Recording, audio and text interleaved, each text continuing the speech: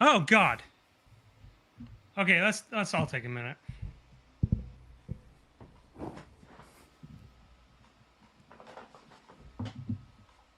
Was it ever in doubt? Yes. Let's go to PMAC on the street. Holy shit, guys. Follow-up post. Holy shit. Let's go to SoCal Canuck. Holy shit. Let's go back to PMAC. Holy shit. And Never in doubt. Never in doubt. Ryan, I need to have a personal talk with you for a second.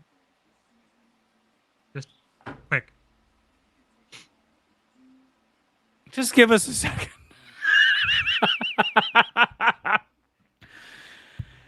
I wish we were going in 2 minutes from now, but we're doing it now. Dude, we're doing it now. This Ryan, remember when we talked about Arturs Silovs? Remember when we talked about that man? So there we were. It was the summer. I was not there yet. I was stuck in traffic. But there is a rash with Brendan Batchelor at Watermania stuffing their gullets full of Here's the deal. spaghetti and old spaghetti factory in between the Oppenheimer Barbie double bill. We were doing Barbenheimer, and Batch. We were driving down to Richmond, and we were just chatting. And Batch asks, "Do you have any hot takes? What's your take?" You know, because that's what you do. You sit around and you say the hot take. I said, at one point in this season, Arturs Silovs is going to come out, and he's going to have a really big hand in how far this team goes. Did I fully believe? I thought, you know, it's going to be crazy. He's going to come in the last 10 games. He's going to, you know, I didn't expect this. Not only credit to him, not only credit to me a little bit, credit to Ian Clark. There is without a doubt that any goaltender he points to, and he says, yeah, have this guy in your organization. If you do not immediately obtain that goaltender, I don't know what to tell you. I don't know what to tell you. Ryan, this game was rope-a-dope. This game was comatose. This game made me want to stop watching hockey and perhaps find a cricket stream that I could watch. It was infuriating. And Pius Suter, man, how many chances this game? We were making memes on Canucks Twitter. Everyone's going crazy about it. We're sending him to China. We're like, remember the Kunlun Tigers? Enjoy that. Just, man, you know, really great win by the team. I'm happy that they do not have to play the Nashville Predators. We'll talk about Edmonton later on in the show. But I don't know. This game is so funny. It was so comatose that I wasn't even nervous. I just said, man, okay, like this could go to like 17 games, and I don't think either team, I guess, is just one of those games. Good on the Canucks for eking it out. I don't think they want to play like this ever again. I think they're a bit more excited to play Edmonton a little bit. Again, I know it's McDavid. I know it's Draisaitl. And I'm terrified over the fact that McDavid and Draisaitl both talked about how they really want to get one back from the Vancouver Canucks this season. I get it. And guys, what did we ever do to them? We just swept them, and I don't know. We were just, you know, regular season doesn't matter. I'm terrified beyond any achievable doubt, beyond Mike Gord, Ryan. Ryan, passing it off to you, pal. Take us off onto this journey, please. First off, I want to thank everybody for blowing up the chat. If you've commented on there today, you have made it up in this mother. Actually, no, Arash is putting some new ones up. Well, I want to say this. If you've liked our content, if you've liked our coverage of the Canucks in the playoffs, support the show at patreon.com/pucksonnet, pledge a couple of bucks, and subscribe if you're watching here, and we'd love for you to blow some likes, smash the follow button, hit the subscribe button, whatever it's called. We want to hear from you.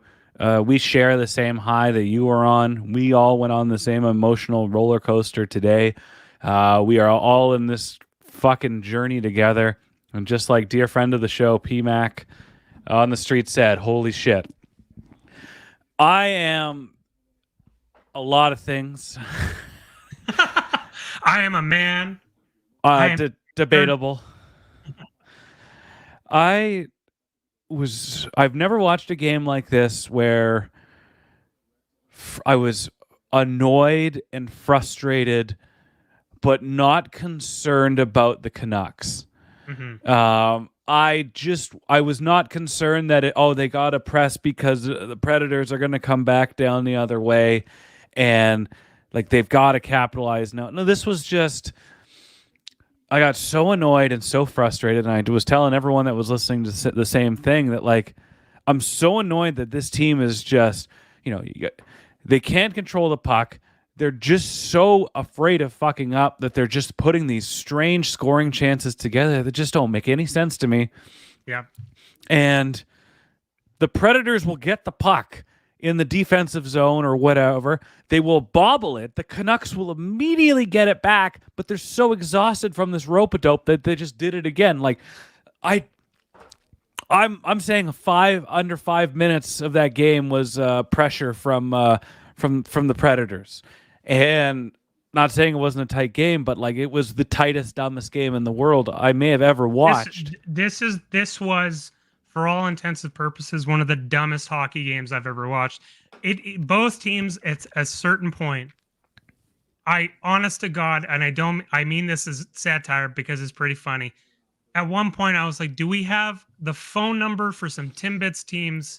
Because I swear to God, some of these kids can score.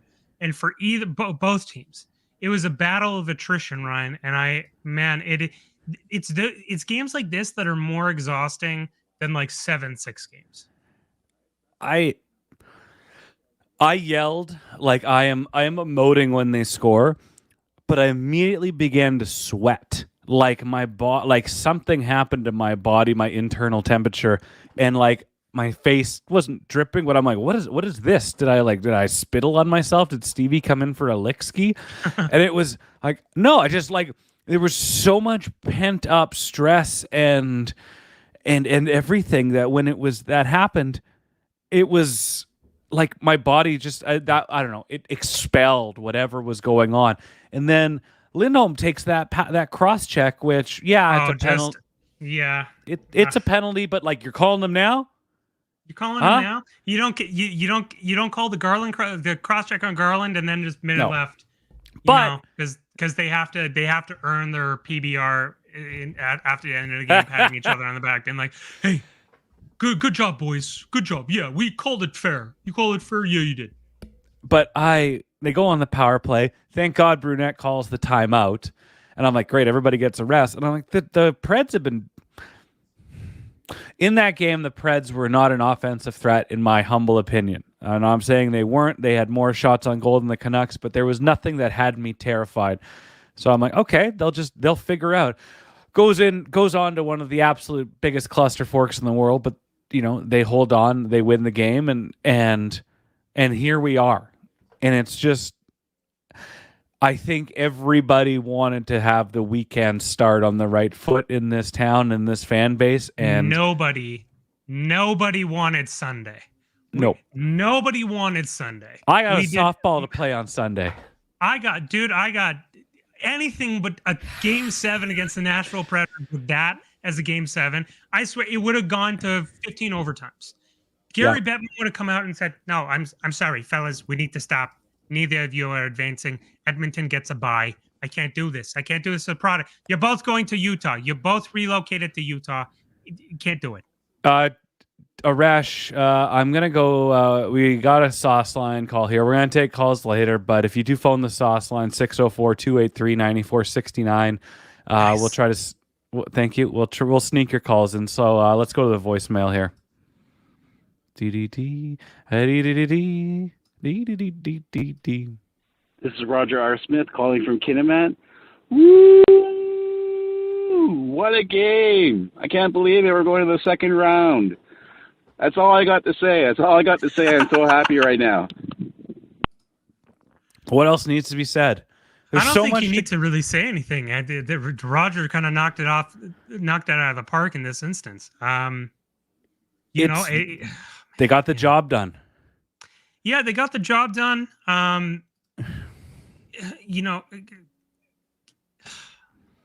it's funny because you come into the post game and you're trying to think what this really what matters in the long extent of the season, right? So Demko's still out, and we can talk about this, that, and this. They're going in the second round. This team, at a point, I felt in the first period and a half, I felt like they were just not having answers. I felt like this series had gotten to a point where it was not about, okay, let's get fancy, let's try and do this. It was saying, okay, what we need to do is literally, this is a battle of attrition. Mm-hmm. We literally need to put our heads down. We need to block as many shots, get sticks into lanes, do the exact thing Nashville's doing, and then whoever capitalizes on their first, second, third, fourth, 19th opportunity is going to win this game. And absolutely, it's totally understandable that they came, and it came down to 50. It came down to the last minute. It came down to the last minute and so on for Pius Suter to score. Good on this team, good for this city. I was really kind of worried a little bit for them to going into Game 7 and then right into another series against Edmonton. And again, we'll talk about Edmonton in a minute. But yeah, Ryan, great for them, great for the city, great for the fans. Watching this game, Ryan, because I was also at work and I was trying to make pizzas and diligently watch the game as much as I could. Did you have the same feeling? Like, looking back on this series, what did we learn about this team, about the Vancouver Canucks? Because I think when we came in, we thought, you know what, they're just going to go rope. They're going to play the way that they do. They're going to get 20, 30 shots on net easy. They're going to get the power plays. PD's going to do this. JT Miller's going to do that. There was a point where I really hearkened back to them tying up the game in Game 4. Was it Game 4? Yeah, Game 4. Marveling that this was even possible. Marveling how they even did that. So looking back, what did we learn about the Vancouver Canucks, Ryan, off the top of your mind? Well, the biggest, I'm going to say what we learned is what they did is also their biggest knock of the series was a lot of criticism against them not being able to adapt. And I've watched a lot of Vancouver Canucks hockey all year. So have you. I would say arguably you and I have probably watched every single game intently. And I have not seen one game, let alone 6 games like we saw in this series. And they, it was a war of attrition, just like you said. They went down to their level and they played their game. And it, maybe because it went their way, but mostly because it was effective, and it was effective, but everything had to go their way for it to be effective. But you watch the way the Predators play, and they'd have, the puck goes the half boards, puck goes the neutral zone against the boards. There'd be 3 guys against the boards to hem it out. Elias Pettersson has any opportunity holding the puck. His problems aside, there's 3 Nashville Predators around him to prevent him from doing anything. There are problems afoot with Elias Pettersson, but in the environment he was in, the Nashville Predators did everything they could to not generate offense for themselves. They did everything in their power to say, we are going to smother this team and remove any offensive opportunities.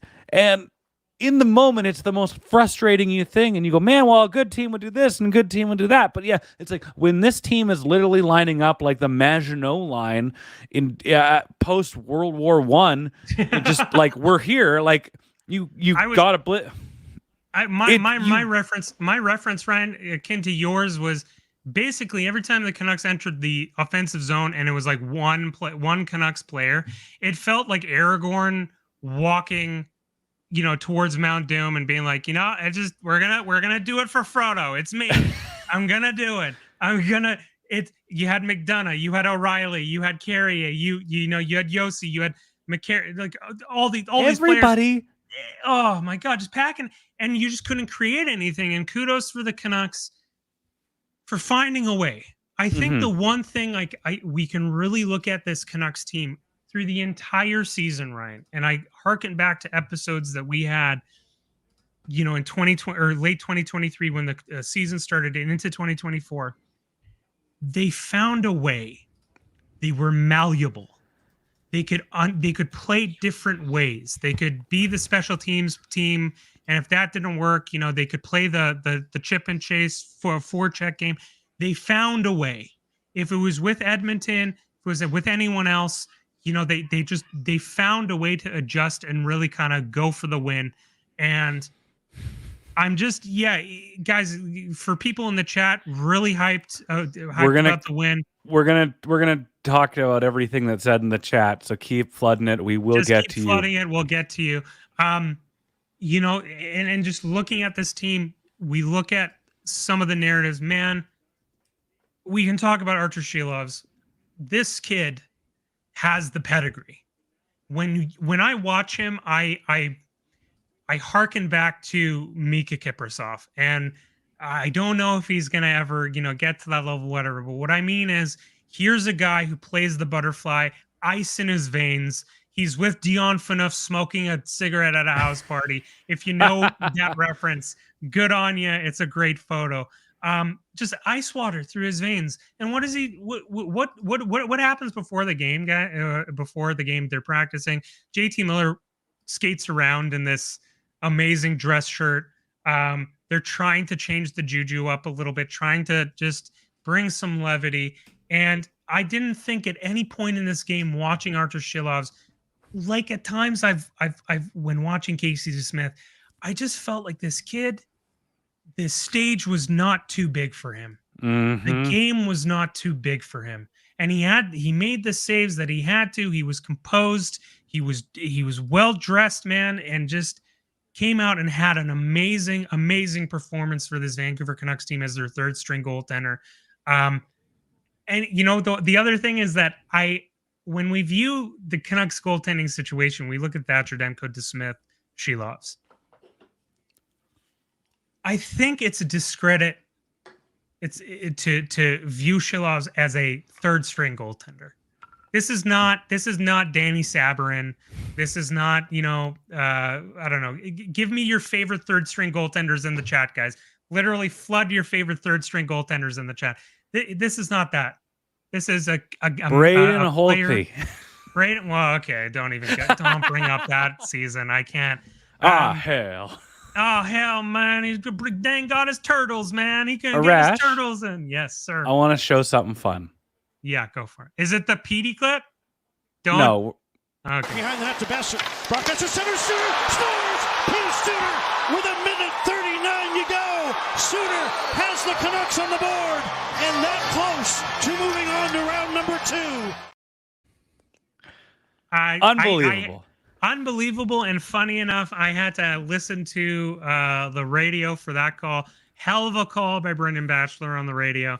I was upset with him as I was driving home because I believe JT Miller and Brock Besser had a 2-on-1, and he was like, Miller over to Besser. Besser's dropped by Soros, and I'm like, God damn it, Brendan, you can't lead like that. Don't do that. And then an amazing call for the Suter goal. And we have some goaltenders in the chat. Cam Ward, again, beautiful. If you remember back to the Carolina run, Martin Gerber starts for them, is relieved by Cam Ward. Guys, I'm not gonna make any pontifications about the Vancouver Canucks winning the Stanley Cup. They have a really, really big road ahead of them. They have Edmonton. They have either Vegas, Dallas, Colorado after that. Yeah, it's a long road. But I will say, this harkens back to the Jim Rutherford Pittsburgh Penguins. Jeff Satkoff in 2016 starts, relieved by Marc-Andre Fleury. Then it's Matt Murray. Yeah. And that guy goes on 2 consecutive years to win Stanley Cups.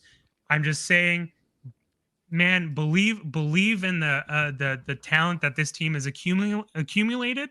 Believe in that. And it's going to be a hell of a round 2. I think it's going to be a lot more fun. We'll see if the Canucks can translate. They can translate any of their success from the regular season with Edmonton. Again, they did play Edmonton back when Edmonton, their funk was off. And then in the last game in April, I believe McDavid wasn't playing. And yeah, guess what, guys? McDavid it does make a difference. But that being said, if the Canucks have taught us anything in the road, kind of leading up into the playoffs and into the season, is that they're malleable. They're able to conform to who their opponent is in a chameleon-like sense. And man, I look at the players that really shined bright in this series. In a series where Elias Pettersson, listen, if Elias Pettersson shows up, this is over in Game 5. If Elias Pettersson shows up and he's normal PD, this is, guys, we're the game's over. We're just, we're all chilling and we're all relaxing and we're like, hey, no, Demmer, hey, get back. Demko's going to Cancun, but for the good reasons, and not like Patrick Beverley when he got tilted yesterday when a fan yelled Cancun in 3 and he threw a basketball at him. Not like that. Sorry, Ryan, I'm just going off. I look at players. Nikita Zadorov, huge man. If you know what this series did, Arash? Oh man, this changed the priority list. At least in the fans' mind, in our mind, of who needs to be taken care of and re-signed next year or this off season. Because we went in thinking it's this cat, it's Hronek, it's so and so. And you look at how these players compete when they are against the wall and when it matters the most, and all of a sudden, Big Zed is the one you got to put all your eggs in their basket for right now. So it's wild what happens when things matter the most. Yeah, he's rocketed up the priority list. So, if Nikita Zadorov is a right-handed defenseman, he's already resigned. Yeah. Like I just don't think they could afford to in any way, shape, or form lose him. Andy let's see who Dakota Joshua Truther in the chat. Where was Hronek? Again, I think for a player, J-Pat had a great. I mean, he mentioned since the All-Star break, Nikita Zadorov in terms of has scored more goals than Filip Hronek. I went and did a little digging myself on StatMuse. From the All-Star break. And this is understanding that Filip Hronek has been playing with Quinn Hughes, has been playing in this top kind of position. From the All-Star break, Filip Hronek had 12 points. Zadorov had 10, right? And that's not taking into consideration Nikita Zadorov's physical abilities, his abilities to even tonight making little dipsy doodle plays. Like he thinks he's Eric Lindros for like 10 seconds. Yeah. And it's crazy to watch him of someone with that stature, with that physical skating ability. It's mind blowing. So yeah, Filip Hronek, I think, if they can go and, if it's a team like, I don't know, if it's a team like Carolina, Arizona, RIP, Utah, whomever, if the market's there, and you can take some money here and adjust it and give it to Nikita Zadorov. I think this team screams for Nikita Zadorov. And now, right in this situation, Arturs Silovs has come out and he's completely shown that he's the backup. He's the backup for next year. He's shown that if Thatcher Demko's health injuries with his knees and his hips continue to go down this road where he can't play 55, 60 is more of like 40, in the 40, 45 era. You not only do you have Arturs Silovs now, but you have Arturs Silovs on that contract where you're saving money.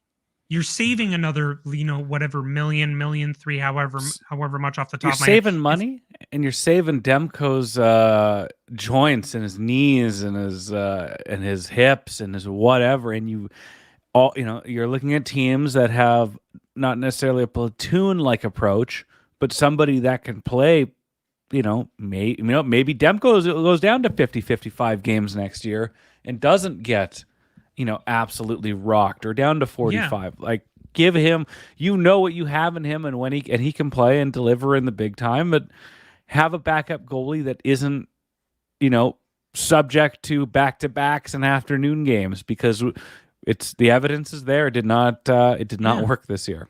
Yeah, and the bird, I don't know if you can see, but my bird Miso's losing it back here. He's on the Artie Party train. He's squicking and squawking, guys. He's absolutely he's gonna get one of those dress shirts. I saw on my Amazon. He bought one. I don't know how he got the permission, but Miso, I don't know what kind of size he's gonna wear. But pal, this bird He's going to be dressing fancy for round 2. Let me tell you, Ryan.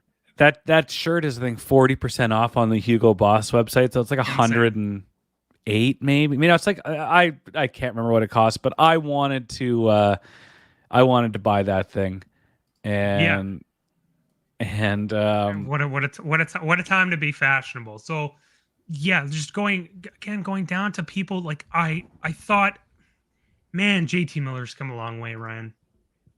JT Miller really, I hearken back to the COVID season, and I don't, the COVID season, guys, any athlete or team that's going through a situation like that, I don't want to hold too much negativity over, but, I hearken back to Braden Holtby against the Maple Leafs looking like, what the hell are you, death staring JT Miller. I hearken back to JT Miller smashing his stick behind the net because Colin Delia is not leaving the ice fast enough. I hearken back to times where you felt like he just couldn't control whatever that fire was in him. And it seems that Rick Tocchet has come and said, I'm not going to tell you to be anyone but you. You can be you, but you have to channel that. If it wasn't for JT Miller in this series, I don't know if they had with Elias Pettersson playing the way he did. I don't think, man, they don't have anyone in Abbotsford that's going to come up and help them out. Jonathan Lekkerimäki is over trying to play in the World Championships.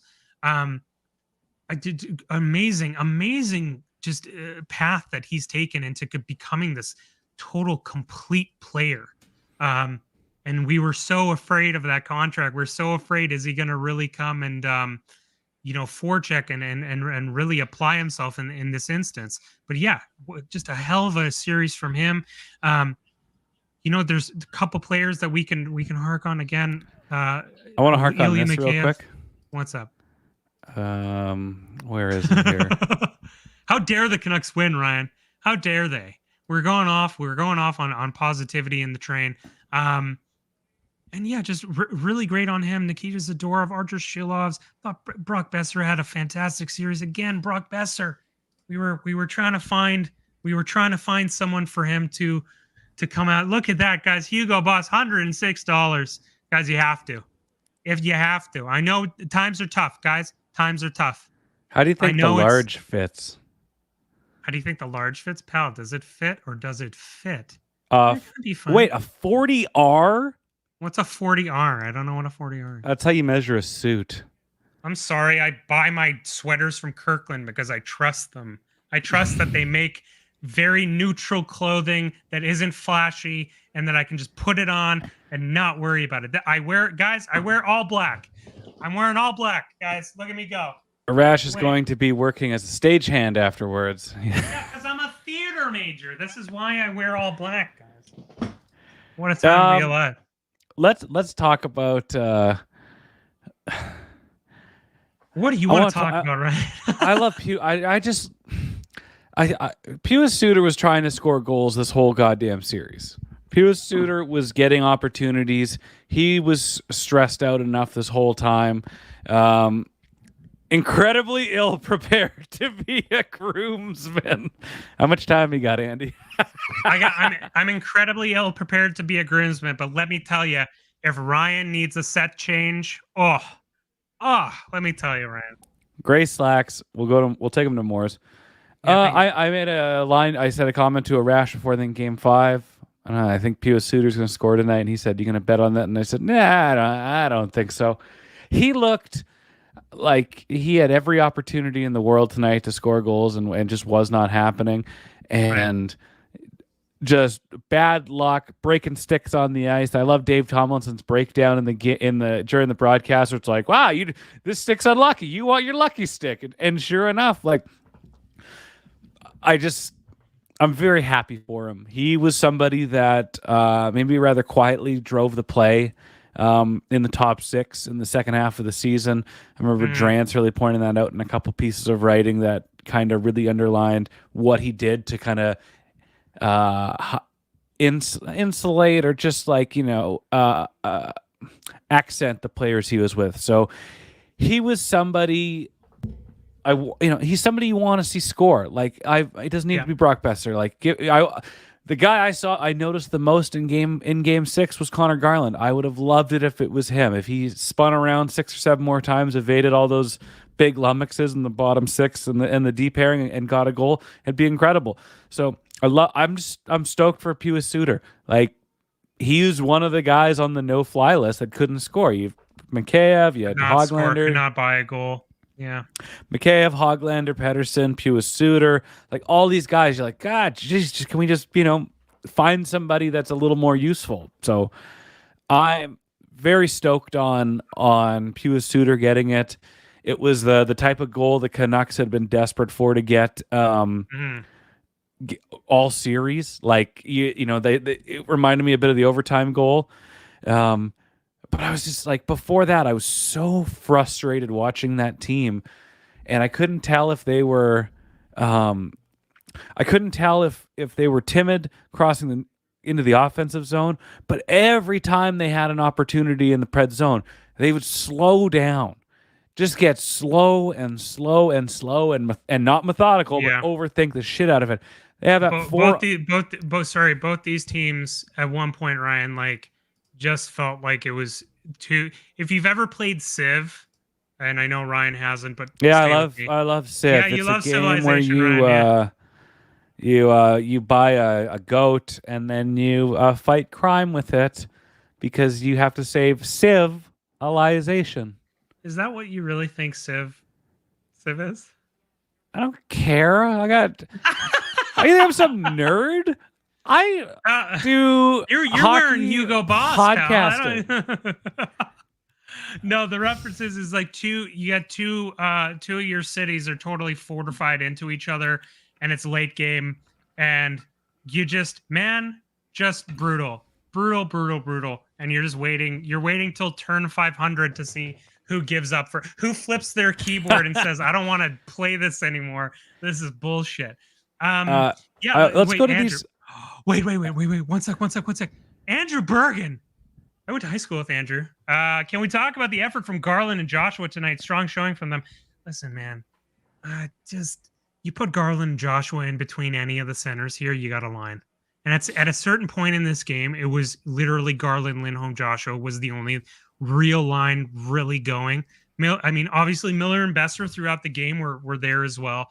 But there came a point in the third where I'm like, Talk really knows, like, man, I only got one line going, and then who knows, got a little bit of magic in the last minute of that game against UC Soros. What a time to be alive. Let me go back to the chats here really quick. I like this from Andy. He's saying they may have been slow, but they also trying to be so defensively responsible after how Game 5 went. And that's kind of what we talked about earlier. Every opportunity they had to kind of get down to the Preds level, they took, and they knew that if the way the Preds were playing, they couldn't give that anything up. I really like what Todd says here. So slow, like listening to an audiobook at 1/3 speed. I gotta tell you this anecdote. You, Arash, in our group chat, you said, "I'm watching at work, 20-second delay. Don't spoil anything for me." So we kind of kept quiet. Thank you. In the Pucks on Net Discord, which $5 a month or plus monthly Patreon backers can get access to, we were blowing up that mother. We were pretty active in there. But I was ahead of a lot of our American listeners and our American donors, who we thank you very much for all your pledges. And it was like they knew that 20 there was 20-second, like a 20-second wait. And I'm like, guys, you're gonna be so fucking pissed off in about 20 seconds. And a listener from Washington State's like, don't do that to me. And I'm like, I'm not gonna say like, oh, they score or whatever, but I'm just waiting and I just see, what the fuck was that? And it was the slowest 4-on-2 I've ever seen in my life. Oh my god, slowest 4-on-2. As my light goes off, who needs light? I look fine. It's okay. Please, guys, I'm begging you, subscribe to the Patreon. They're shutting off my lights. No. What's wrong with your light? No, it's just my light thing, because it's not plugged in. It died. Well, fix it. Go plug it in. I won't get up. I got a voicemail message that I'm gonna get to. I know who it is. So Rash, why don't you fix that, mother? And And I'll quick thing, Andy. That game was like the world's most dull Pokemon battle. Andy, it was like two level 100 Chanseys using only double slap. I've been saying that for days. Okay, go to the line. Chansey my ass. All right, Arash is still listening. He's fixing his light. He's plugging that in. Let's go to the sauce line. And I worry that this is the sauced line because my lovely fiance, who I'm set to marry in about a month and a half, is in Scottsdale for a stagette, and she's left a voicemail. So let's hear what she has to say. Hello, this is Amanda from Scottsdale, Arizona. Long-time listener, first-time caller.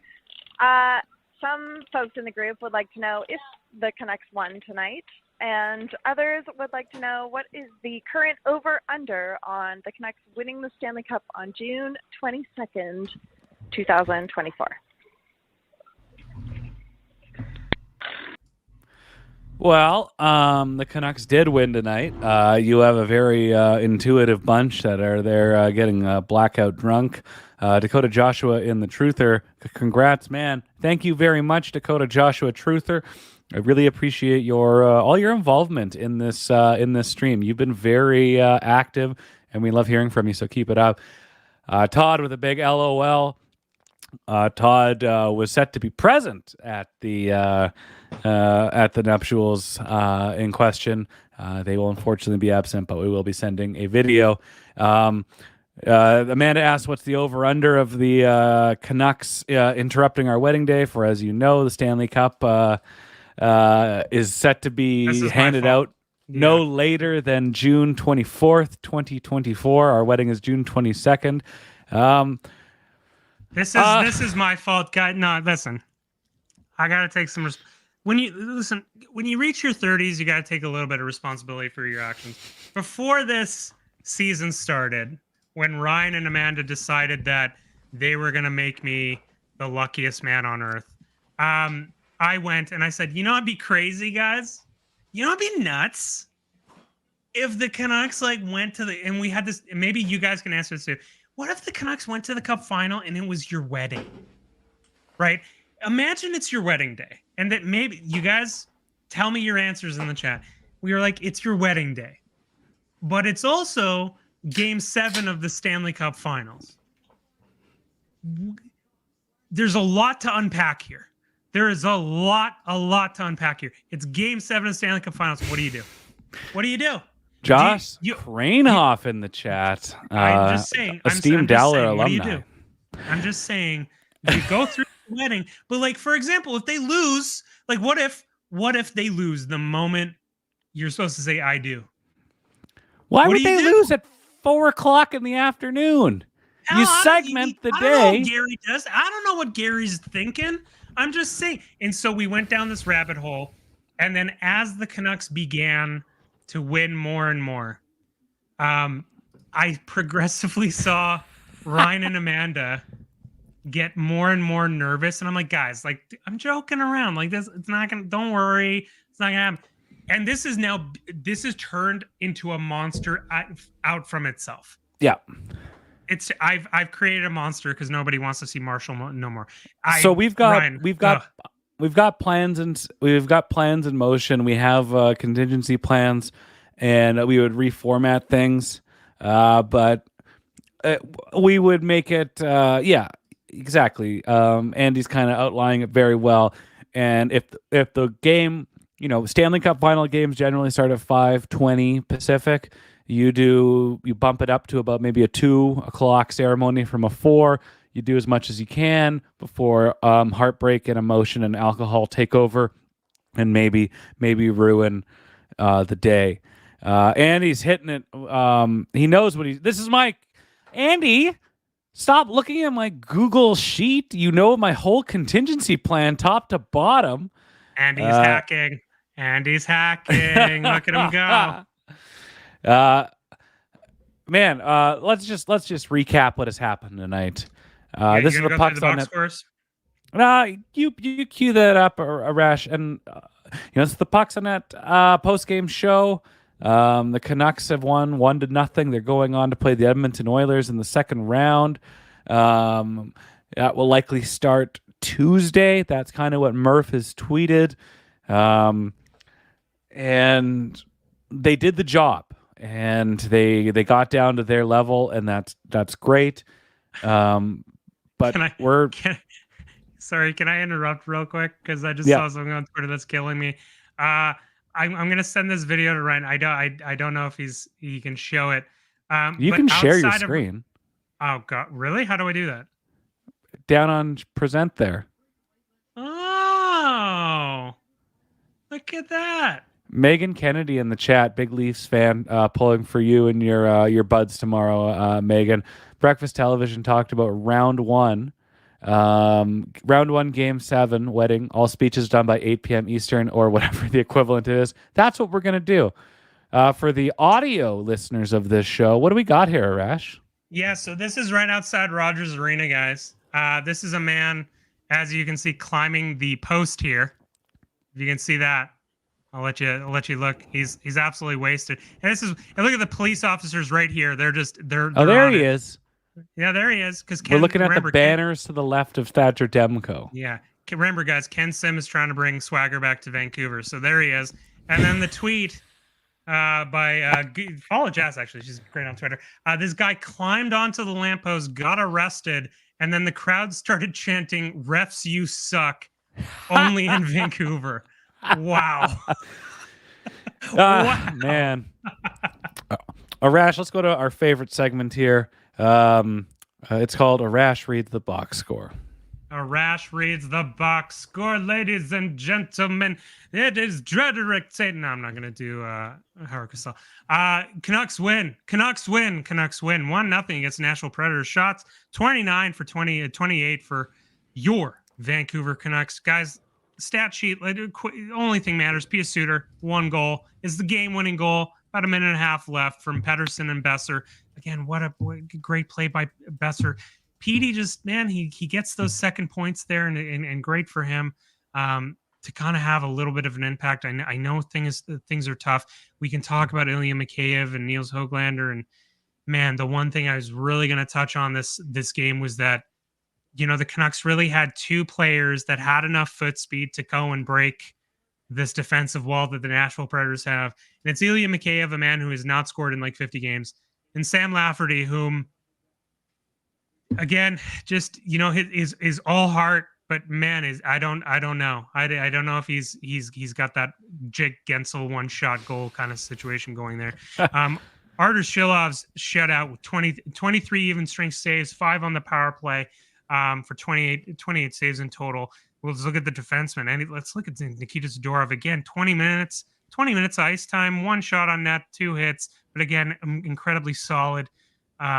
We look at faceoffs, 56% for the Vancouver Canucks. Their power plays 0-for-0. Canucks do not have a man advantage in this game, Ryan, which, I mean, we can talk about, but let's just hope Kelly Sullivan Did you notice any glaring non-calls? I remember the Connor Garland cross-check. Yeah, I mentioned I saw Connor Garland getting bowled over behind the net there, but same time, like, you can find a call, like you can find something, like the people don't have to go double hack job, but especially with the referees, if there's like, we got to control the game. Well, like there's things you can find there. Let's quickly block shots. But I'm okay with the officiating in that game. That was a bad cross check that Lindholm took, and the refs look for their opportunity to spice it up. But like that was a call. And outside of the Brock Besser double minor, which was a call, I'm like, all right, well, they did what they had to do. Oh man, this chat's popping up. Josh Barkhoff in the chat. McDavid sucks. Todd Smith in the chat. Glad we gave Silovs the shutout. Rewind to his first game with an ice pack on his head after 20 minutes.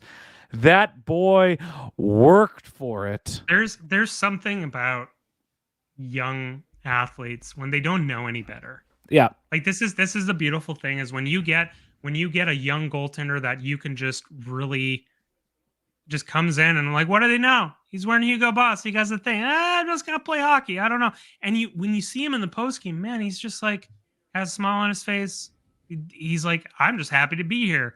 And the weight and expectation of this city, the weight and expectation that, guys, I don't know if you know, Ryan, I don't know if you know, Canucks fans, we don't take things lightly. I don't know if you know. I don't know if you know. Little segue of what the controversy today was. Our transit system used to say, on our traditional buses, they would say, the little, the 16 Arbutus, the 14 UBC or whatever on the front of the bus.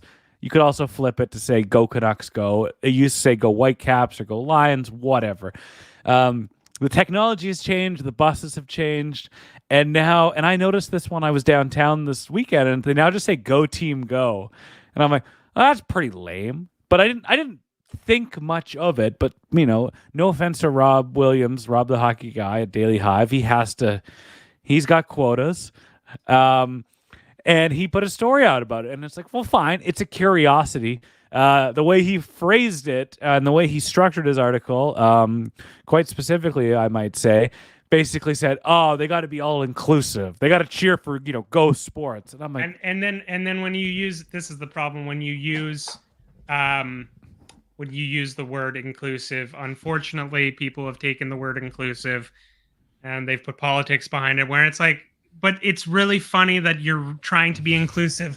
Like I joked about it. Like I'm wondering, like, did the Vancouver Overwatch team be like, how? What do you not?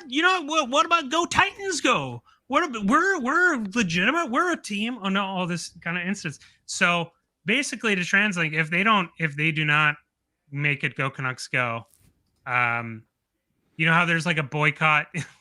There's a boycott for Loblaws. We got to boycott TransLink, guys. I don't know. It's the little things. It's the little things in life that you go and you start boycotting for. Let's hear Josh Cranoff in the chat. Salt Spring. Just making sure, Salt Spring Islands, Josh Cranoff. Hoglanders looked fine since Game 4. Mikheyev needs to be on the fourth line or press box. Give Petey someone he can win a puck battle with. We know he's struggling, but pucks die on Mikheyev's stick every time. Hard to disagree with that. Hard to disagree. Every time I hear on the broadcast, I'm like, shot from Mikheyev, I literally go and walk my dog. I got time. I bring Miso out. Look at him. I bring him out. He goes and he chirps. I got time. Wow. I think people want to interact. Mainly Amanda has texted and wanting to interact. So I'm gonna put the chat, the link in the chat. I'd like to hear from some people tonight, and if you haven't called in before, you don't think you have much to say, I'd just like to get a general vibe check from somebody. And just, you don't have to have your camera on. You don't have to come in with the most poignant question. Just we'll ask away. But I'd like to get a vibe check from somebody watching. We've put the link in the chat. It's very simple, easy format. You just pop your name on there, and if you want to do it, and we'll make it happen. We'll get you on here for a bit. We'll make it happen, Cam. Before we kind of move on to that thing, because I'm just browsing through Twitter now, and I hope, guys, I really hope that we make this into a thing. But there's a tweet by Derek. Fun fact, after winning bronze at last year's World Championship, the Latvian crowd was singing "She Loves You, Yeah, Yeah, Yeah" to the Beatles song "She Loves You, Yeah, Yeah, Yeah." Let me tell you, if Rogers Arena at some point gets that chant going, holy moly, this kid's going to become a cult legend. He's going to become a legend in this market. And that's very cool. It's great. Is there? While we wait for someone to call in, we haven't even talked about Edmonton yet, right? Yeah, I want to say let's kind of frame calls. If we take anything from about the Edmonton Oilers, I've been rather smug and cocky and thinking that I'm not worried about the Edmonton Oilers. I stand by that. After the absolute goddamn mud bowl that we just watched 6 games of. I am excited for there to be lanes and hard-hitting, fast-moving, scoring chances hockey. Like I'm so looking forward to this. And I'm not saying, like, we said that, you know, as fans and as media and everybody going into the Nashville series, like, oh, thank God the Canucks have Nashville. Like, there we go, nice and easy. Like, nobody, if we're sitting here right now and you're going, this is exactly what I expected. You're absolutely you're full of shit. This was a mess of a series. The Nashville Predators knew that they had one line that could score goals, and they did what they could, and just threw everything they possibly could to prevent things from going in. So I'm just stoked to see something else. Yeah. I don't. You know, I think as fans, we wanted to see this team go to the second round. That's a fun little accomplishment. Okay, phone lines are popping up. So we got Matt, Jake Kerr. Your device is not connected. There we go. You hop on in. We're going to get to each of you in a moment. But I don't even know what I was talking about. No, so listen, this is before we talk to Kitsilano Kerr, Matt Kerr. I've been waiting patiently to talk about Edmonton.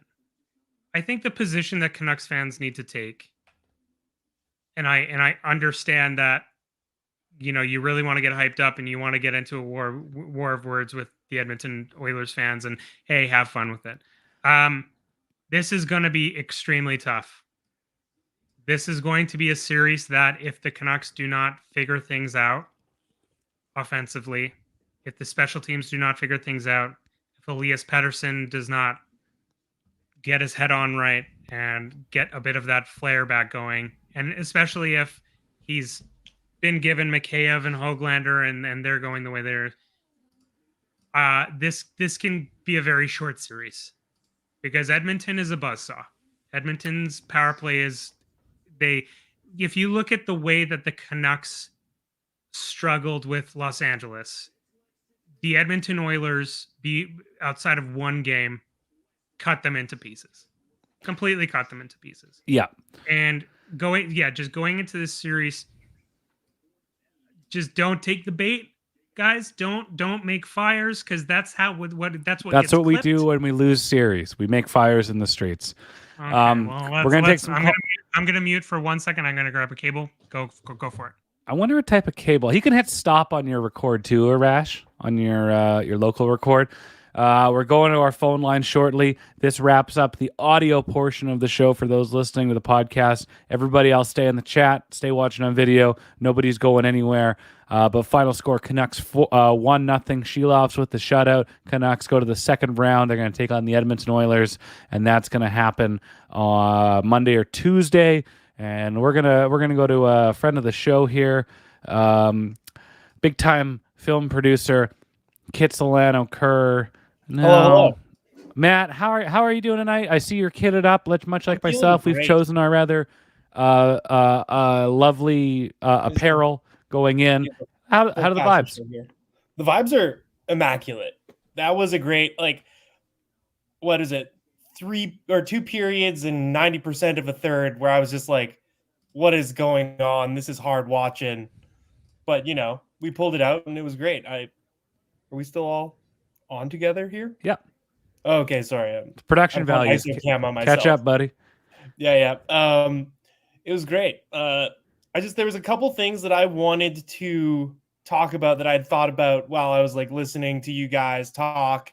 And, we're in the group chat a bit throughout the game. So the first thing was, it was amazing to see the team win with that kind of effort from Pettersson, because, like, he obviously is going through something, whether it's mental or physical or whatever. He's gripping the stick too tight. He's not getting a lot of effect on the stat sheet. But the team pulled together without his, like, dominant effort and won, which is, I think, what we're going to have to do. This is a hockey team, right? Like, it's a 20-man game. And when the team is able to, get results without some of their star players putting in the maximum effort or the maximum result, like it's just a great sign. Like, sometimes your guys are going to go cold. Like, it's not uncommon for great players to have 15 games where they don't do a lot. Maybe it's, what do you call it? The truly great players spend the least time cold, I guess. But so guys do go cold. The best little part about that is I think this was Bruce Cassidy mentioned that last year when Vegas won the Cup, Jonathan Marchessault led the playoffs with goals and goal scoring, but he actually didn't score until Game 4 of Round 2. Yeah, that kind of thing, right? Yeah. Here's a comparison closer to home, fellas, and that's, I saw it today. Ryan Kessler did not score a goal in the first round series against Chicago before going into Smashville and dominating it. And we can all agree that this was a series that doesn't cater to the type of player and the style of play that Elias Pettersson brings. I'm not saying that he's going to be gangbusters against the Oilers, but I'm bringing a level of optimism to the table and just thinking he's going to have he's going to have some room to do this, because the Oilers don't need to throw every single thing they have against the Canucks star players to prevent scoring chances. They will make their own and then some. So you're going to see lanes open up, opportunities open up, and just skill hockey against skill hockey. It's going to be tough and rough, but it's not going to be a mud bog and tractor pull like we just saw at the Nashville Fairgrounds. That's the other thing I wanted to mention, actually, is that as Canucks fans, we just spent the last couple weeks deriding the Predators for their boring anti-hockey style of play, saying, "Wow, like, could you be more negative? Like, who's coaching this team? Jose Mourinho of soccer?" Like that kind of stuff. But I think, if the Canucks are smart, we're about to see an Animorphs book cover where you see a little whale turn into a saber-toothed tiger, and we are going to come out in this next round and be, the absolute slog boys. We're going to have the 7-foot defenseman pairing just clogging up the middle, slapping pucks, people, body checks left and right, Joshua playing 40 minutes a night. It's going to be absolute anarchy. And, what we have to do is, I think play really structured, like being honest, and, frustrate the hell out of this Edmonton team, because on their day, they are, I don't know how to describe it, like the Harlem Globetrotters of hockey right now. Are you inferring that we are the Washington Generals? I hope not. I think that if we're due, I thought you bet your entire life savings against the Harlem Globetrotters. Oh, I thought the Generals were due. Oh, he's using a ladder, for Christ's sake. The thing was, I thought the Generals could at least cover.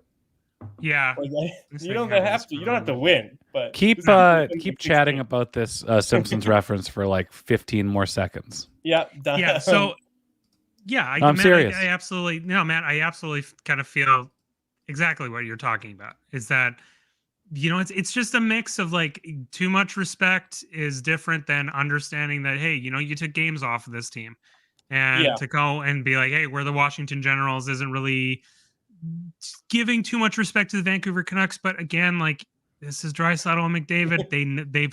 They've circled this on the board. Ryan, whenever you're ready, good sir. Great work, Ryan. What do you call it? Great producing. Andy L. Animorphs reference has me seeing my Scholastic Book Fair stars. Yeah. Thank you, Andy. Appreciate that. Roger thought the Generals were too. Matt, I got a big question to ask you. Shoot. And just a vibe check. Let's keep trying to click that. Will the Canucks be playing hockey? Still be playing hockey on Friday, May 30th? I hope to God we are. Like, this is great. I mean, this is like, I think after you get out the first round, the monkey's a bit off the back, and like anything can happen from here. We've talked a lot of discourse about when you get into the playoffs, anything can happen.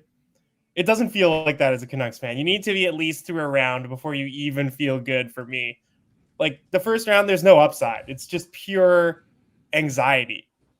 because especially if you come in the top half of the standings, right? Because like then you're facing a worse team, and then all of a sudden, all you can do is like if you win, that's chalk, and if you lose, that's pain. Yeah. Right? What happens if the Vancouver Canucks are in the West Finals against the Vegas Golden Knights, and we're in Not Vegas for even my scared. stag? Not even scared, pal. We're Oh, getting that means we can put enough money down to win a dang Cybertruck if that's That's my current man. quest these days. Yeah, Cybertruck. Quick thing. What's the score in the Vegas Dallas game tonight? It was Is it 0-0 like just moments ago. I don't know if anyone scored, but We'll figure it out. I'm cheering for these Dallas Stars. Yeah, me too. Although the idea of us wearing a Quinn Hughes skate jersey and Brett the Hitman Hart shorts, drunk on my ass off my ass on the strip, with one of those big one of the, those torpedo things full of beer. Like on my a Fat stag. Tuesday style, like yard long drink. Yeah, a yard. And then what do you call it? I think I understand now why there weren't any professional sports franchises in Vegas. Because the away fans would just be so insane, wandering the strip like blacked out, trying to get into like, fist fights and stuff. Matt, we'll wrap it up there. It's great to hear from you. Appreciate your contributions. We'll see you soon. And if you don't know about it, go type search Hot Action Pod in your YouTube search bar. Matt is going to do a red paper clip to a house scenario where he is betting enough money. He's basically going to go from, 5 cents to a Cybertruck. So he is gambling his way to a Cybertruck. He should have it in time for the stag. No, wait. Is this real? No fucking way. I'm 400,001 bets away. I'm 400,000 wins away from the Cybertruck. I need everyone's attention. Matt, stay on. I need everyone's attention. Everyone, look on your screens right now. Everyone, I'll send a link. No, just wait. Whoa, we got Infinity Bat. Okay, thank goodness. What did he say? Francesco Aquilini quote tweeted himself saying in October 2026, someone better buy Demko dinner after this one. Francesco, I better buy Silovs and Suter dinner after this one. God damn Guys, this is the greatest babyface turn in the history of the city of Vancouver. This man finally got a social media manager akin to Strombone One. And he knows without a shadow of a doubt, to be the cool owner is to have a little bit of ability to poke fun at yourself. Unreal. The owner of your Vancouver Canucks, ladies and gentlemen, Francesco Aquilini. Wow. Matt, we'll let you go for the night. I hope you stay active in the chat and celebrate with us and enjoy this. But we really appreciate you coming on. Oh, appreciate you guys. Go Canucks, go. Oh, you got to love it. Ryan, you gotta love it. Wow. So there's a couple. I think this was Dan Murphy mentioning that the series might start Tuesday. So that's Saturday, Sunday, Monday. That's 3 days off. That's 3 days of no podcasting for us. Oh my God, Ryan. Oh my God. Well, no, we have to podcast on Monday. Yeah, we'll do a Monday podcast because Gita's over the jet lag. We saw her yesterday. We saw little Rowan yesterday. Ro.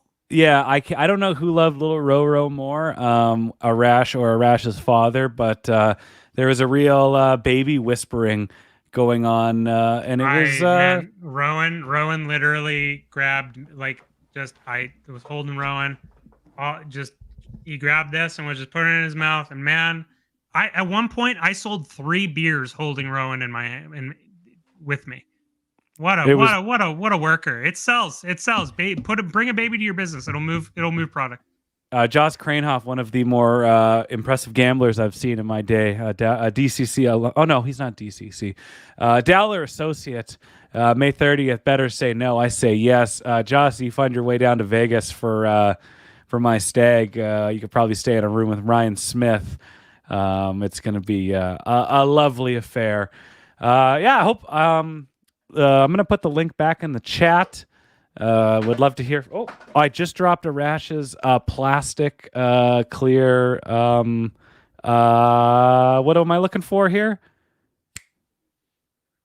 I don't know. What is it Ryan, called? What are you looking for? I don't know. What is it called? Show people. A flask. Thank you. Thank you. Not used yet. Not used. It's not full of brown liquor. You could use this for the wedding day. Ryan, what do I need the wedding day? I'm literally buying you all your stuff for you. What do you mean? Ryan, do you have? We're buying the liquor. Anyway, yeah, going into Edmonton, Ryan, just to chat about it a little bit. Yeah, going into Edmonton, this is gonna be interesting. It starts in Vancouver. Canucks fans are gonna be jubilant, and I really do feel like this team is gonna have a little bit of. This Nashville game was a really great preparation for a team like Nashville, where they could say, you know, if we really need to hunker down and we need to kind of shell everything inward and figure out, you know, how we can defend to win a game. This is one of those series that really teaches you those things as you go. One thing though, I'm a little, I think people on Twitter are going to talk about, no shade to Harner Ryan Singh, but I really hope that we get Shorty and Tomlinson. I really hope that. You know what I think? I think depending on the Leaf series tomorrow night, Game 7, which I am going to enjoy purely. Oh God, it's going to be great. No, I'm so excited to watch that game. As just I'm here to watch a good, exciting hockey game. There's no dread for a Sunday or impending doom. Roger R. Smith, I don't drink, but I feel like getting drunk tonight. Let's keep it at a feel like. Let's get your finest. How about this? You know what? No, Roger, if you want to get one on, do it. Mix in a water. In between every drink, you mix in a water. Don't be like me. Ryan and I, one time, we went to our local watering hole. I got a bunch of Long Island iced teas. Let me tell you. Ryan. That was a lot. It was long. It was long that night. What are we talking about? Ryan, I don't know. It's, you know, we're at this point of the show where it's like, okay, you know, we can talk about of the Vancouver Canucks. We can talk about everyone kind of going in, but we can talk about Edmonton. But man, just to cherish this, I'm really curious. I want to see the Scott Road footage. I don't want to see what's going on. I don't have Scott Road footage, but I have Scottsdale footage. Oh, that's us. Let's go to the Stag, Stagette. I believe this is Sean and Amanda. How's everybody going? How are things in the land of the free and the home of Atlanta Good, Braves yeah, baseball? Just spent about an hour trying to get propane. We got to light that flame, if you know what I'm saying. Oh yeah. No lighting fires. No, and people do not light fires. It's only round one. Save it. We're about to show Arizona how to fucking riot.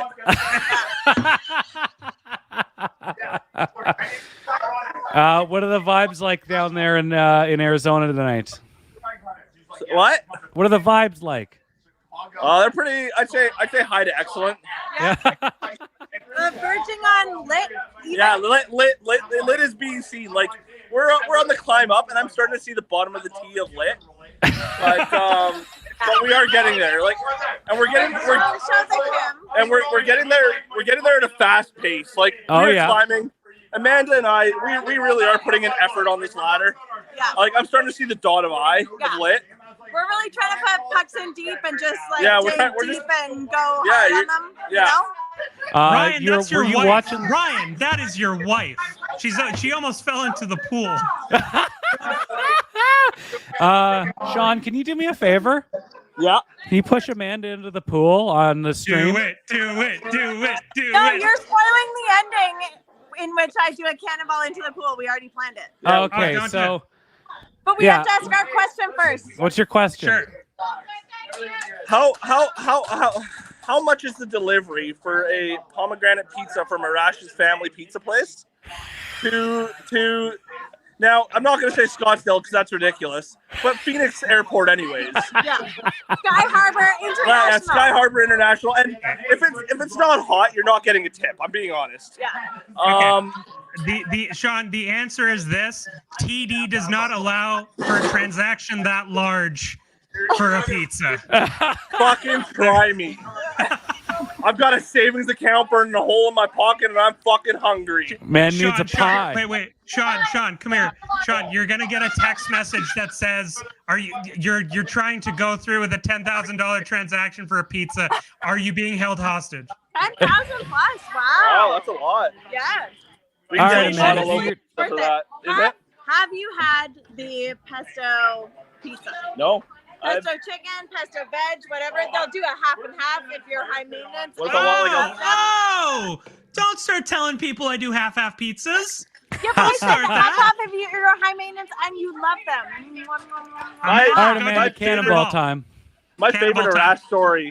I went in and I was no. just like, hey, I want to be super high maintenance tonight. Can I get a quarter of each pizza? No. And he, If you can have an Americano deconstructed. yeah, like, and then this is the best part. Like, I said to Arash, I was like, Arash, I really just want an Americano deconstructed. Like, is that a possibility? And Arash was like, you know what, Sean? Like, nothing's too much for our valued guests. Yeah. So that's where I was like, you know what? We're not customers. We're family. Yeah, and then you put it on Google review, and everyone started ordering it, and it really Yeah. created a culture, Yeah. you know? It's a pizza Ryan. coffee shop now. Yeah. Ryan, Yeah. is the button here that says ban from studio? Can I just hit that over their thing? Is that Well, something I can do? I need this. I need to see this cannonball first. Yeah. Okay, ready? All right. Yeah. Wait, this is the shallow end. Yeah. Let's go to The the shallow end. Next thing you know, you break your coccyx. All right, we'll let you guys go. Canucks win 1-0. Thank you for calling in, Sean. I'll see you Round two, soon. let's fucking burn some cars.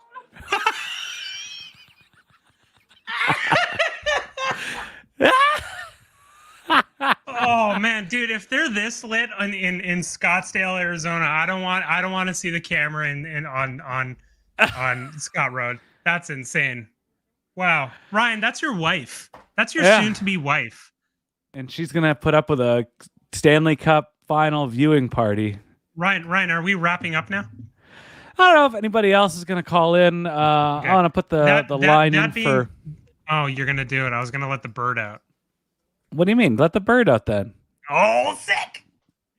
Me so. Once again, link is in the chat. If you want to share your thoughts, if you want to cannonball into a pool, want to hear from you. If you have anything you want to say, oh, and flew right away. Wait, no, just wait for it. Miso. Wow. Oh yeah, baby. I can whistle and he comes right to me. Look at me go. Norm Lee in the chat. Who let the bird out? Who? I did. I let the bird out. He needs to fly, baby. Just like we're gonna fly right into round 2.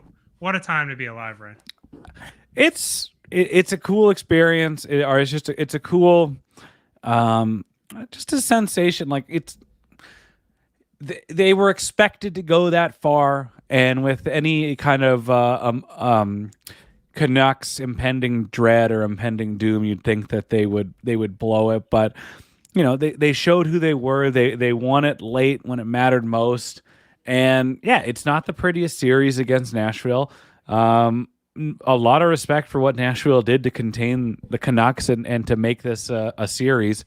But I am excited for on ice series against the Oilers.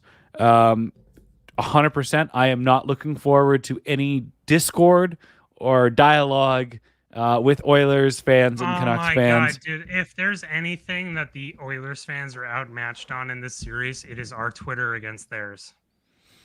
I'm pretty sure Danielle Smith is gonna take away internet from Alberta anyway. So like, what are we doing, pal? What are we doing? They are not ready for Mr. Booth. I think Mr. Booth already boothed him. I think he did. Wait a minute. Yeah, no, he absolutely did. Wait, give me a second.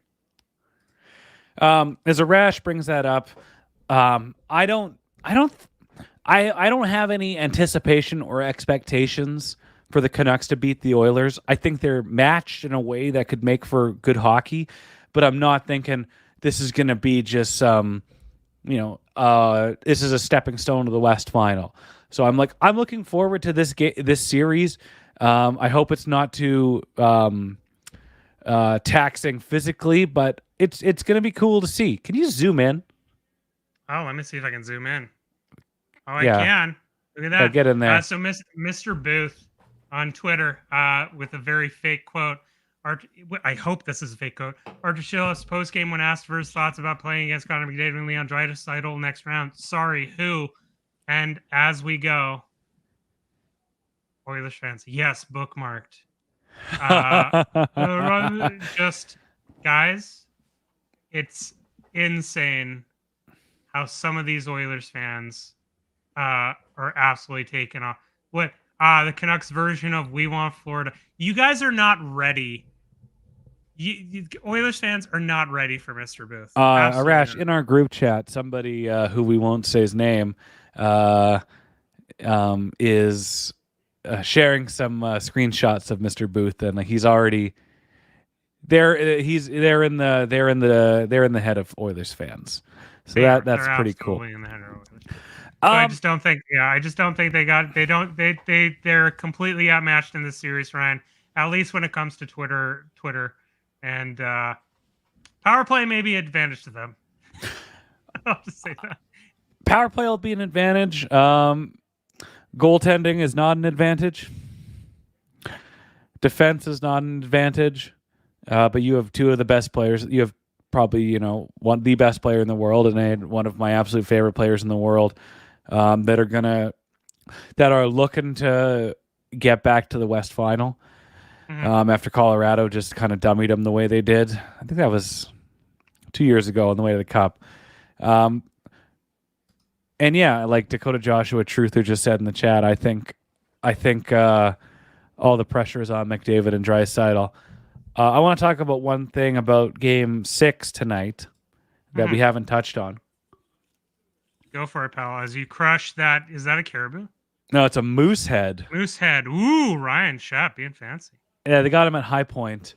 And it reminded me of my trip to Halifax to Nova Scotia in the summer. So I got it on a whim. Bradley Sampson in the chat. Hi, Bradley. Hi, Bradley. I absolutely love that in the course of 2 minutes of play, somebody throws a catfish on the ice. Oh, yeah, that was hilarious. Which I love. And I'm back to telling you how much I love the city of Nashville and the Predators fans with this photo taken in October. Nothing but respect. That is a great town, and that's a good, dedicated fan base. And I look forward to them succeeding anytime they're not playing the Canucks.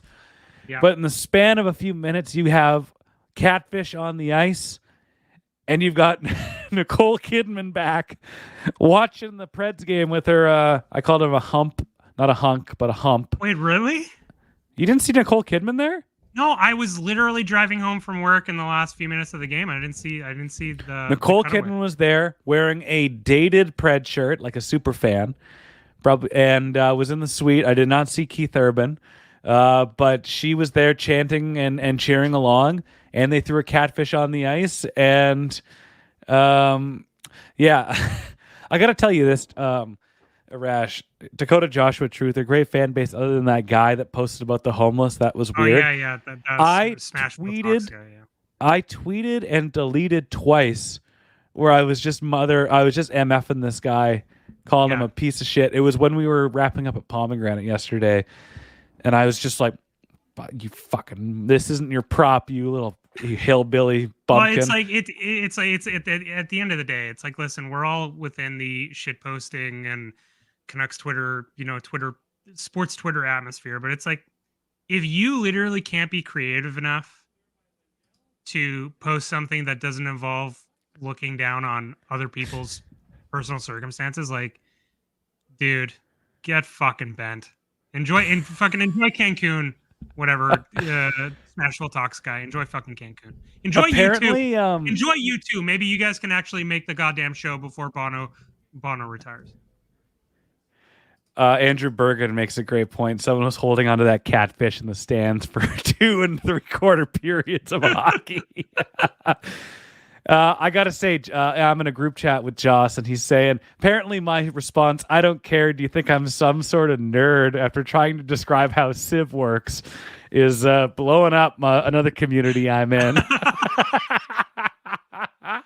Oh man, if there's anything, Ryan, in our relationship, is me making extreme nerdy references to video games and Ryan being like, do I look like I know what a JPEG is? I just want a photo of a goddamn hot dog. That's exactly what I want. We're late in the stream, and if I have been manifesting a very specific type of Friday night. As you saw, Amanda's drunk and cannonballing in Scottsdale, Arizona. I'm at home with a very tired out dog. I wanted the Canucks to win. I wanted to enjoy that and revel in it. And then at night, I want to take the dog out for her last pee, go to Shoppers Drug Mart and buy a celebratory pint of Ben and Jerry's. That's a great call. Great call, Ryan. And hit the Pearl train.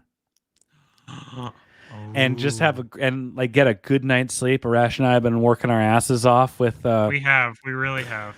I mean, I'm so excited that this train keeps going. But yeah, it's like 11:15. I'm done. I posted the podcast, and I'm just buzzing. And especially after a big win like tonight. So I'm excited to catch up on some Z's tonight, and eat ice cream and hit the pearls. And then just, you know what, guys, like tomorrow, now that we've figured out what round 2 is going to look like, guys, as Canucks fans, enjoy tomorrow. Enjoy Leafs, Bruins, Game 7. We get to just not worry. We get to just enjoy and watch hockey until Tuesday, and then we'll be back here blabbing away. But until then, enjoy Game 7 against Bruins and Leafs tomorrow. It's like a time-honored tradition at this point. Arash, it's a win-win. Oh, yeah. Win, the Bruins blow their second straight 3-1 series lead to, back-to-back years. Or the Bruins win and the Leafs do what the Leafs do. And I'm not necessarily pulling myself. I'm not pulling for an embarrassing, I'm not looking for the tar and feather the Leafs and hope they lose, but it's kind of funny when they do. It's just a time-honored tradition. And the best part is, watch Austin Matthews make a miraculous comeback. He's just he's like, oh God, he's gutting it out. He's really doing it. And then they get shellacked. And then the entire talk wasn't Marner. It's literally, what are we going to do about the curse of Austin Matthews? What a time to be alive, Ryan. What a time to be alive. What a great show. Yeah. What a great a lively crew of listeners and people interacting with us. Ryan and I, when we started this post-game show, I think the thing we wanted to do was, when you go through the year and you listen to a lot of the same kind of post-game shows and stuff, after a while, it's like, the things they're going to hit. We wanted to make it a bit more casual. I'm sure if you want analytics and fancy stats, man, there's some great people in this fan base or in this media market that you can go for that. That being said, we're fans. We're by the fans for the fans. And look at this. Oh, he looks great on this camera. Look at him go. What a time to be alive. And I'm enjoying bringing that other kind of consistent perspective and that consistent voice after every game, and making the decision to, provide that commentary and provide that outlook on this Canucks playoff run, as short or as long as it is. It's something I think that we're really taking seriously and having a lot of fun doing. And again, it's hearing from everybody every night, whether you want to appear on camera or just interact with us. It's cool to hear how people are doing and how we can tell these stories and give our thoughts and tell that story. And I'm enjoying the hell out of this. It is a lot of work, but it isn't hard.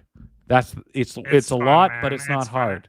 After the last decade or whatever the hell this team was, this is a lot of fun. We're glad to be here. Yeah. Ryan? Let's wrap it up for the night. We all have our things we want to do. I also want to say one more thing. I knew we'd be. I manifested a win because we usually wear these very expensive Audio Technica headphones that cost like $200 something. I got with Christmas present money, and when we're doing this stream, my head gets all sweaty, so I bought some $10 Sony earbuds, and I'm so comfortable in them tonight. So it's funny what you spend your money on. Final score: Canucks 1-0. Arturs Silovs with the shutout. The Canucks head to round 2 against the Edmonton Oilers. The saga, the Mud Bowl, is over. We're not going to have to watch the Nashville Predators for a long time. Win, lose, or draw. Enjoy the second round. Enjoy some high-tempo skill, high-event hockey. And I don't know if you heard about this guy named Thatcher Demko, but we might have a goalie controversy on our hands. We definitely do. Tune in next week. The Prince of Pomegranate, Arash Marzadeh, and for me, Ryan Schapp, we will see you on Monday evening for a regular podcast, which I believe should be with Gita. No, I believe it will. But we'll see you on Monday night, and we will tee up the second round of the Stanley Cup playoffs. Until then, cue up that motherfucking jazzy, sassy hip hop saxophone.